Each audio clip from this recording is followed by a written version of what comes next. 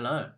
Today I will be reading from Leviathan, which is a fantasy short story poem that takes place under the ocean. The story is about a battle that takes place between Winter, who is the god of ice, and Neptune, who is the god of water. The book is broken up into 6 different chapters, detailing the battle that takes place between these two gods. Should be a lot of fun, so enjoy. Chapter 1 Winter, Lord of Woe. Windmills by the ocean turn and call for home. Horizons fall and splinter, forests deep with woe. Letters in birch bark, signs from those who know, ushering a deep and mournful cold as a new season begins to grow. Leaves are losing color, trees are kneeling down, rivers heave and tremble, children start to drown. Paths are paved with bodies, the world is turning brown. Branches bare and malevolent as winter wears his crown. The days are slowly shortening as the night begins to grow. The skies are dark and heavy, disgorging sleet and snow. Weary villagers hang their heads at the thoughts of months of pain, huddled by open fires and rationing their grain. Jagged mountains gleam with caps of frozen ice. The sun starts to fade, trapped in winter's vice. Birds begin to flee to fairer lands afar. The days are grey and dark, at night there are no stars. People now start to die in waves as winter marches forth, their frozen bodies ravaged by wind sweeping from the north. An awful silence shrieks with wolves across the land, as the earth freezes over under winter's cold and brutal hand. The world is now crouched in darkness, stripped of all laughter, love, and light. A cold and barren wasteland haunted by an endless frozen night. No colours to be seen, just endless waves of white. No movement in the sky, just a frost-bitten blight. And so winter takes the throne, and with it all we know. A true denizen of death is this frozen lord of woe, and the earth is now left empty, just an unbroken sea of snow, filled with the frigid corpses of those who had nowhere else to go. It is now a world without colour, a glacial kingdom of death, tortured by raging blizzards from the frost of winter's breath. Summer's endless laughter has been shattered into pain. Spring's secret reveries have been choked away again. Chapter 2 Neptune, King of the Seas. Some 1,000 years pass, filled with darkness and night. The sun rendered a ghost, offering no warmth and no light. The earth's surface is white, like a vast frost-bitten sea, with the world resembling nothing that it once used to be. Eternal winds howl and everlasting blizzards rage, with no sun to tell for the passing of age. No creature has stirred since winter arrived, for all those with blood in their veins never survived. And now their bodies lie preserved beneath the snow, embalmed cryogenically in the ice deep below. There is nothing left alive in this frozen hell, for the world lies gripped under winter's dark spell. And the further north you travel, the deeper the cold, with the temperature dropping almost sevenfold. For it is here that winter sits on his throne of ice, the world locked in silence within his frozen vice. He is one of the old gods from a time long past, who after a hibernation of centuries had awoken at last. Dead languages once knew him as the Lord of Woe, the god that brings death, pain, and sorrow. And when he finally awoke with his strength renewed, he unleashed himself upon the world in a nightmarish feud. His thirst for dominion drove him to conquer all, and to wrap the earth up within his icy thrall. And now perched on his throne he slumbers again, because the world is his with nothing left to be slain. But unbeknown to the sleeping Lord of Woe, there is still life left in places where his winds cannot blow. Because despite being long frozen and shimmering white, the ocean conceals a world locked far out of sight. For this is the domain of Neptune, king of the seas, an underwater god who survived winter's great freeze. And although usually unconcerned with what happens on land, Neptune has decided that things are now out of hand, and so the undersea king begins to plot winter's demise from the dark depths below and far from any prying eyes. For Neptune has one great trick up his sleeve, as he knows that warmth is the only way to bring any reprieve, because the only way to defeat a god who deals in ice is to fight him with fire and melt his frozen paradise. And Neptune knows that under layers of arctic floes, and beneath the frozen sludge that obscures all below, there lies a lattice of volcanoes tucked far out of sight, the only source of heat that has escaped winter's might. And so he stokes the fires that lie waiting below, by igniting a dormant undersea volcano, an action that goes unnoticed by the world above, thanks to the ice sheets acting like a cloaking glove. And thus, many miles below the frozen surface, lies a netherworld fueled by this volcanic furnace, and powered by the heat from deep within the earth's crust. The ocean slowly warms thanks to this geological thrust. And with this heat pulsing in the great depths below, the oceans have allowed life to continue to grow. And now the depths of the seas contain nightmarish dreams, inhabited by terrifying creatures of unworldly extremes. Adapting to pressures beyond comprehension, these undersea beasts have grown to unholy dimensions, with a millennia to evolve into the most ghastly of beasts. The oceans hide beings more ungodly than priests. Enormous leviathans haunt the ocean's deepest waters. Reared from the depths, these are Neptune's own daughters. With the seas to themselves, they languidly roam, deep inside the darkened, dysphotic zone. Guided by phosphorescence that glows from within, they glide turgidly, swollen and grim, and with mouths distorted by baleen and teeth, they feed on the small creatures that can be found swimming beneath. Like dark, bloated blimps, they slither through brine, propelled by their tails which gyrate from their spine. The ocean booms with their cetacean vocalizations as they map for their food through echolocations. These behemoths sing songs of the most inhuman despair, in an ethereal and reverberating nightmare. Gathered by Neptune, to whom fealty they owe, they call to their sisters and converge deep below. And after being briefed by their king, they set his plans into motion. Abiding by Neptune's instruction, they begin to recraft their ocean. Guided by their god, these leviathanic miners follow their orders by carefully constructing new benthic borders. With great spikes attached to their keratin beaks, they drill into the undersea bottom through arcane techniques, and by digging through layers of tectonic debris, they slowly chip through the border between the land and the sea. Taking turns, they dig deeper and deeper, boring out tunnels that grow steeper and steeper, shredding through rock at the bottom of the earth, providing their labor to fuel a methane rebirth. They're breaching the divide between the earth's surface and crust, uncovering the magma below that is waiting to combust. They dig in a frenzy as they feel the ocean slowly grow hot, following their orders to the end whether they like it or not. And whilst carving out this enormous oceanic furrow, these whales bellow with equal parts rage and sorrow, because their barnacled hides are being stripped raw by steam, which pours from fresh hydrothermal vents in a gushing stream. And finally, at last, they cut through the rocky ribcage below, uncovering a vast geothermal glow, which releases hidden deposits of lava with an almighty wrench, quickly congealing into a web of caves within this undersea trench. Taken by surprise, these leviathans die. Engulfed by magma, they solidify. But over a century, their bodies slowly mutate. Locked within their pumice cocoons, they carefully pupate into a thick nutrient soup filled with proteins and minerals, a collection of life's essential materials, which spread through the caverns of this undersea tomb, resculpturing it into the perfect maritime womb. And now, with this project almost complete, Neptune can pull off his incredible feat, because through the combination of heat and time, he is able to commit the perfect crime. For Neptune is shrewd, and he has planned far ahead, by carefully storing hundreds of the dead, who fled to the seas when winter arrived, and sunk beneath the waves as they froze and died. And now that he has created this empty underwater city, Neptune can finally begin to fill it with a new citizenry, who he has carefully readapted to breathe water and swim, the perfect civilians of this new undersea kingdom. And so, with this mixture of heat and nutrients restored, Neptune can finally breathe life back into his stolen horde. Revived and re-evolved, they emerge as reimagined anthropods, the denizens of a new world and beholden to a new god.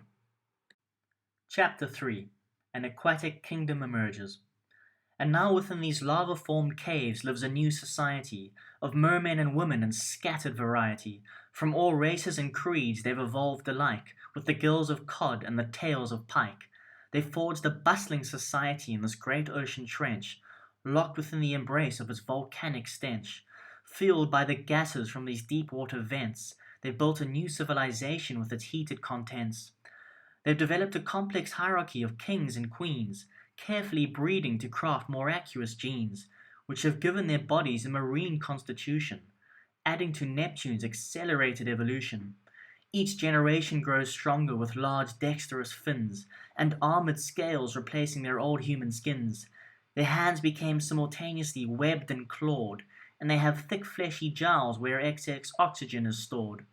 Their gills are a form of evolving respiratory magic, sprouting from the sides of their neck and eerily pelagic. Their tails are sinuous and a dark turquoise green, sheathed in long rippling muscles under a hard scaly sheen. Agile and free, they bathe in volcanic streams, building their houses where the earth splits its seams. Warmth is the greatest currency of this new ocean kingdom, and it's carefully hoarded by this undersea fiefdom. They barter and trade in these dark depths below, far from the surface and its blanket of snow. They gorge themselves on the fresh flesh of fish, cooked on steaming vents to make a marvelous dish. They divide agricultural labor amongst various mermanic chiefs, who enslave the timid beasts that graze on their reefs. They force them to mine the coral, releasing great mineral wealth that mixes with the water, increasing their health. They grow vast saline fields of aquatic vegetation, forming a bread basket for this new undersea nation. They cook grand feasts to feed all of their kin, with magma-made ovens embedded in the rocks within. And as their numbers grow and their territories expand, they begin to venture further and further inland. Through bold exploratory scouts they capture the seas, and upon meeting no resistance, they can progress with ease.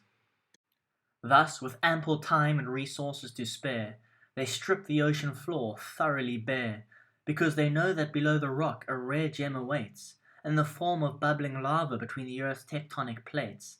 And thanks to their brightest geothermal engineers, and equipped with an army of determined volunteers, they begin to drill through the rock at the bottom of the sea, unlocking large fissures and allowing pent-up heat to be free.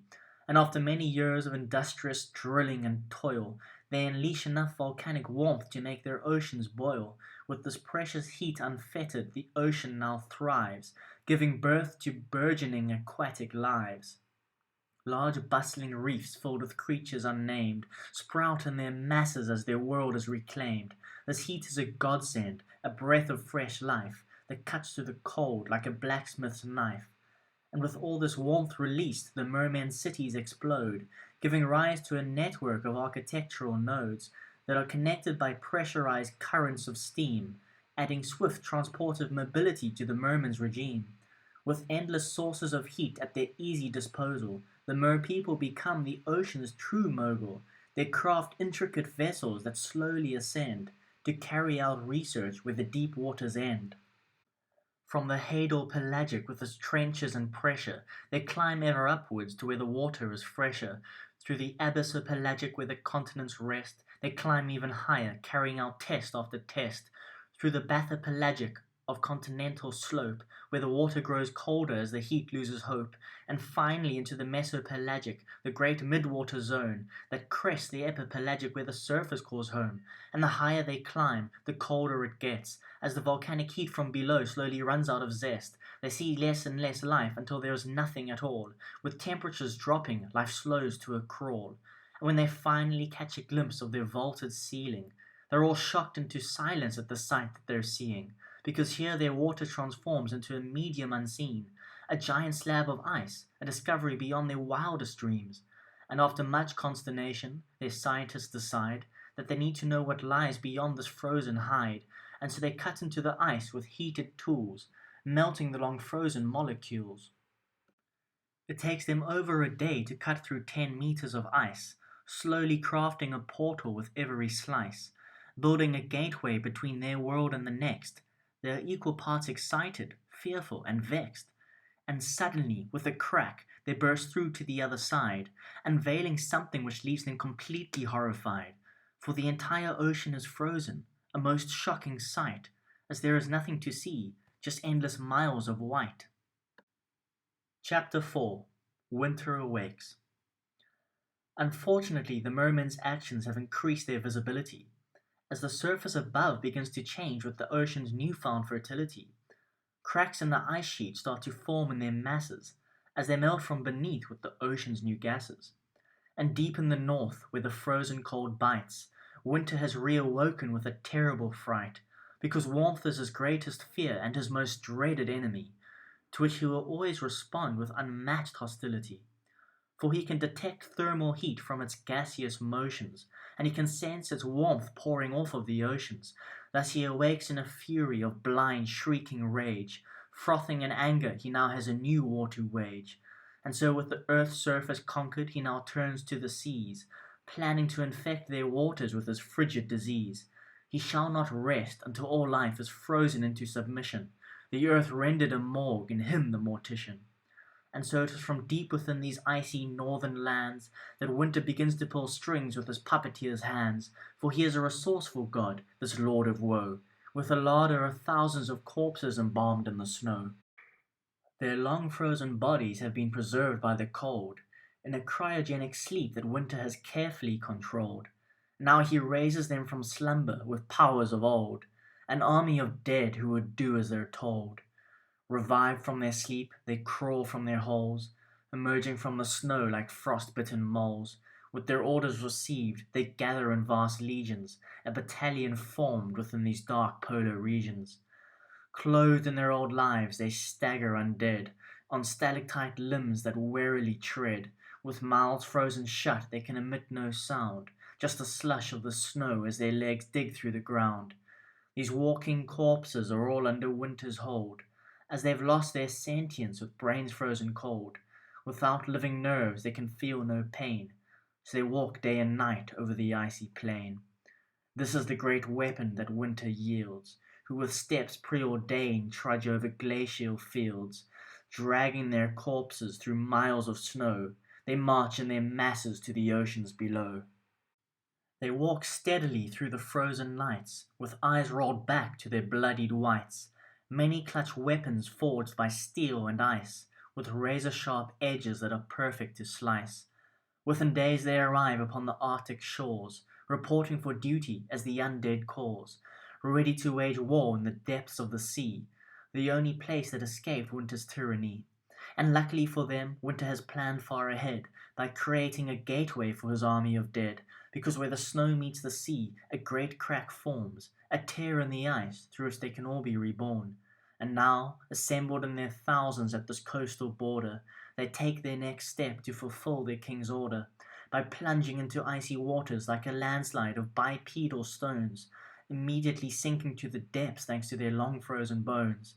Down, down they sink, like a slowly spiraling swarm, with a damp gurgling echo heralding this incoming storm.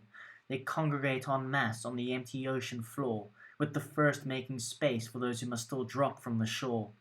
Here in the north, the ocean is still freezing cold, for they are still many miles from the merman stronghold, and gathered in their thousands they slowly resume their march, like an incoming tide of an undead avalanche. Driven ever onwards by their hive-mind singularity, they march through brackish borders in ceaseless perpetuity. However, many are lost to gaping ocean crevices, slowly tumbling forevermore into yawning abysses. And as they pass the threshold of their northern territories, they begin to encounter warmer waters replete with all of its inventories, for they have now breached the border where the cold cuts the warmth, meaning that they are no longer protected by their frozen north. And now, faced with hydrothermically heated water, their flesh slowly rots. Thawed by the warmth, their frozen cells quickly unknot. Many are rendered buoyant as their organs become liquescent. Bloated and defrosted, they float away in a pirouetting ascent. And many hundreds of soldiers are picked off by the ocean's scavengers, because they're a walking buffet for sharks and an assortment of savages. Dwindling daily, the marching army slowly contracts. Yet still they march onwards, leaving a flurry of undersea tracks. And soon reports begin to filter back to the mermen's stronghold, that strange rotting creatures approach out of the cold. Still numbering in thousands, they are seen as a threat, so the mermen send scouts to approach and inspect.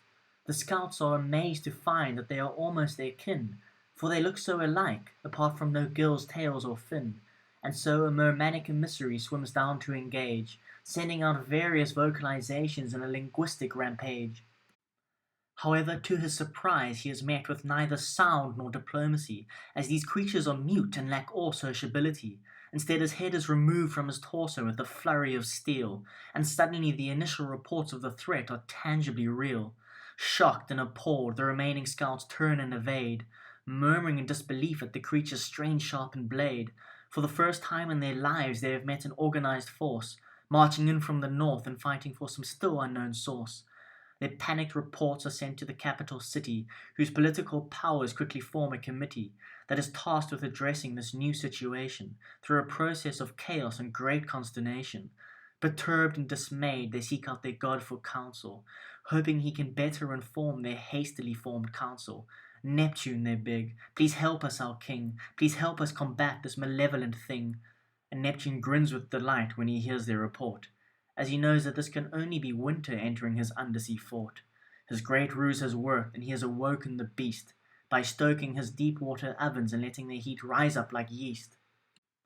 He has been waiting for this day since he lit his great volcanic fire, carefully planning an intricate coup by fueling Winter's funeral pyre.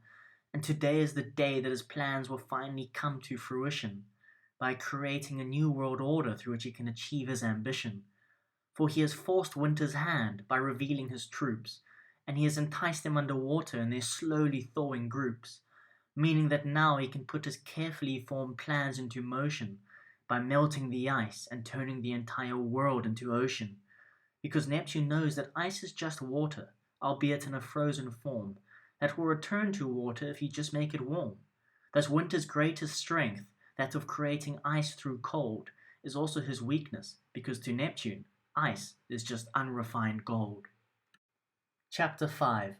A Great Battle Under the Sea. Neptune rallies his subjects and prepares them for war, telling them that they must strike now whilst the iron is hot and their enemies thaw, because Winter's bedraggled forces are slowly rotting in the great balmy deep, with every step taking them into warmer waters, causing their bodies to seep. Within hours the mermen form an army of their most hardened warriors, who are provided with molten ammunition by their mermanic quarriers, for they have decided that the best way to fight ice is by melting it with fire, because there is simply no better way to make a frozen soldier expire. Engineers craft weapons powered by the deep ocean pressure, crafting an artillery that is designed to melt the aggressor. With no time to waste, the mermen swiftly arm themselves with these undersea cannons using volcanic rocks as shells. Gathered in their hundreds, they swim towards the undead force, screaming battle cries until their voices are hoarse. And when they come into range of their shuffling enemies, they cock their weapons and prepare to blitz these non-living entities. In surprisingly well-disciplined lines, the merman army awaits their orders, treading water above Winter's army, waiting for the call to destroy these marauders. They know that their generals are seeking to create maximum damage, and they've been ordered to synchronize their shots to achieve the greatest of carnage, because the plan is for the warriors to unleash their heated projectiles in a single gigantic wave of magma-laced missiles. The idea is that this will form a blanket of molten heat from above, that will trap Winter's defrosting army like a hand in a glove. Thus, with the warrior's finger resting on every trigger, their generals scream fire with a militant rigor. Cannons blast from above, unleashing a torrent of molten rock, simultaneously thawing and butchering the entire undead flock. And at the same time, geothermists create a carefully controlled underfloor explosion that ruptures the seabed, unveiling a trench of magma implosion. Heat escapes from this undersea wound in great plumes of steam, wrapping around the army of walking dead and bursting their seams. Engulfed by volcanic rock from above and geothermal heat from below, the entire undead army are lit up in a great fiery glow. Their flesh melts in waves and their bones break apart. Their organs implode from their brains to their heart. It is an absolute massacre, as they are defenseless to heat. Within minutes their force is defeated and the battle is complete. And as the dust slowly settles and the silt dissipates, the mermen swim closer to see their enemy's fate. And as expected, there is nothing left of them at all, just a bubbling pit of lava covering the ruptured ocean floor. Winter has foolishly opened himself up to the most brutal slaughter by sending his frozen army to fight in Neptune's warm water. Chapter 6. A Flood from Within. With Winter's entire force defeated, Neptune can now make his advance, by opening all of his undersea vents in a great thrusting lance. The seabed ripples as a jagged crack emerges, and from deep within gushing gouts of magma surges. As one underwater volcano explodes, it lights the next, in a staggered sequential domino effect, until the entire ocean is a network of quaking volcanoes, erupting their contents like inverse tornadoes. With the Earth's crust cracked, a great store of heat is finally disposed. Never before has the Earth's core been this gapingly exposed. From the Pacific to the Atlantic to the Indian and Arctic, the world's oceans are finally reheated in a release bordering cathartic. Great currents of newly superheated waters flow in gleeful abandon across intercontinental borders, and as their thermal heat rises in clouds of boiling steam, the surface begins to melt, turning the ice into a thick, sludgy cream. And as this top layer of ice begins to thaw and dissolve, the oceans grow ever greater with a dogmatic resolve, because as the ice melts, it loses its frozen substance and transforms into water, which is Neptune's sustenance. Thus the oceans expand as the surface ice melts away, making Neptune ever stronger, much to winter's dismay. And as the oceans grow larger, they also grow even warmer, fueled by the volcanic turmoil below, which acts as a giant transformer. Thus with the surface ice melting, the sea level is constantly rising, and as it rises it's warming with its temperature stabilizing, and as temperatures climb, the more the ice thaws, and the more the ice melts, the more ocean is caused. Thus Neptune grows ever stronger, and the world grows ever warmer, and with this a new king is rising to vanquish the former, because deep within the north winter is squirming in anguish. Exhausted and weakened, he begins to slowly languish. His polar fields are melting as global temperatures rise. The warmth pouring from the oceans causes glaciers' demise. His blizzards and storms are all forced to retreat. They can do nothing in the face of this unrelenting heat. And as the sea level rises, the ocean begins to encroach onto the land, because with its volume increasing, it can only expand. And as it conquers the land and melts away all of the snow, the ocean just continues to grow and to grow and to grow. And within months the entire world has been completely reclaimed. Scorched by the heat, winter is thoroughly maimed. All his snow has been melted, and all his ice has been thawed. Smashed by Neptune's waves, he has been mercilessly mauled. And with winter's demise, there is an end to the war, leaving Neptune as king and more powerful than ever before. Through a series of steps, he has conquered the earth, and made it his own through its liquid rebirth. He began by forcing Winter's hand and making him reveal his troops, and once they were defeated by his army he set all his heat loose. By lighting his volcanic furnace he refilled the world with a heated injection, allowing all of his carefully laid plans to be executed to perfection. For he knew the ice would melt, and that this melting would only make him stronger. Because in Winter's strength he saw weakness, for Neptune is the ultimate warmonger. And now his ocean stretches across the planet at large. As the god of the sea, Neptune is undoubtedly in charge. And with the world retransformed into a vast watery realm, the merman society swiftly take over the helm, for they are the lords of the ocean and control all that live underneath, by building vast underwater cities and colonizing every new ocean reef. A new order has been restored to the world we once knew, as earth became snow and then was replaced with a watery blue. No sign of winter has been seen since he lost the great fight, and his reign was quickly forgotten after he disappeared from sight. Tucked away in some forgotten warp in time and space, winter will slowly recover and overcome his disgrace.